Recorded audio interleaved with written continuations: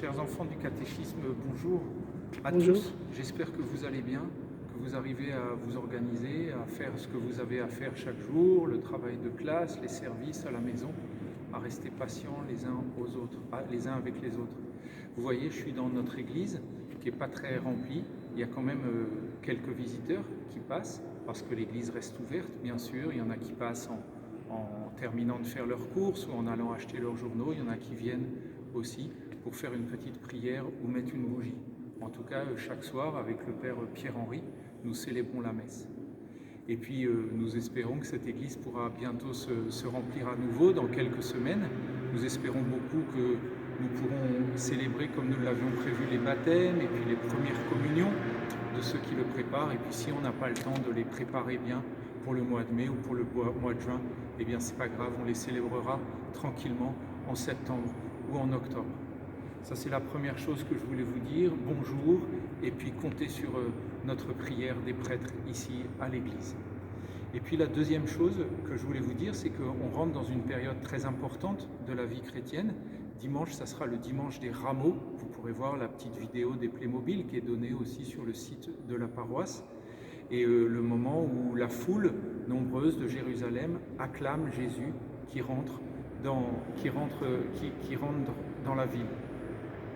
Ça sera la célébration des rameaux, et puis le dimanche d'après, ça sera le dimanche de Pâques qui sera préparé par le jeudi saint, le vendredi saint, le samedi saint, mais je vous en reparlerai la semaine prochaine. Donc pour les rameaux, c'est une fête de joie, c'est d'accueillir le Seigneur qui vient chez nous, même si on est tous séparés les uns et les autres, le Seigneur nous rend visite à chacun d'entre nous, il s'intéresse à nous, il nous fait avancer. Et puis, la troisième chose que je voulais vous dire, c'était la prière pour les malades. Vous savez peut-être que le Père Bernard Kéruel, il ne se porte pas bien, et puis certainement que chacun d'entre vous, dans vos familles, dans les amis de vos parents ou de vos grands-parents, vous connaissez des malades. Alors à quoi ça sert de prier pour les malades, de les confier au Seigneur? Eh bien, ça sert à nous rendre proches d'eux en Dieu.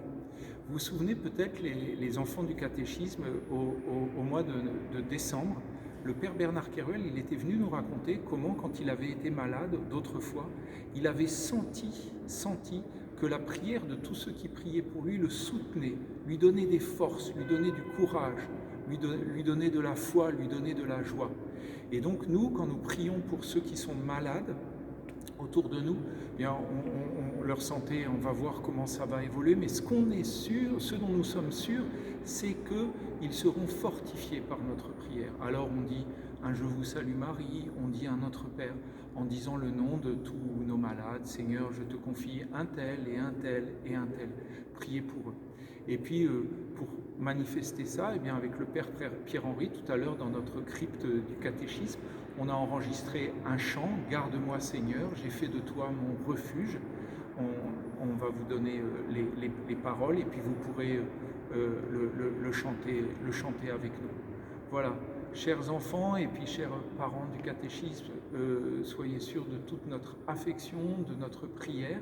Soyez sûrs que nous prions bien régulièrement pour vous et puis pour les malades et puis aussi pour les défunts, pour tous les confier à Dieu qui nous aime et qui vient nous visiter, et nous l'accueillons joyeusement dans ce dimanche des rameaux. Au revoir.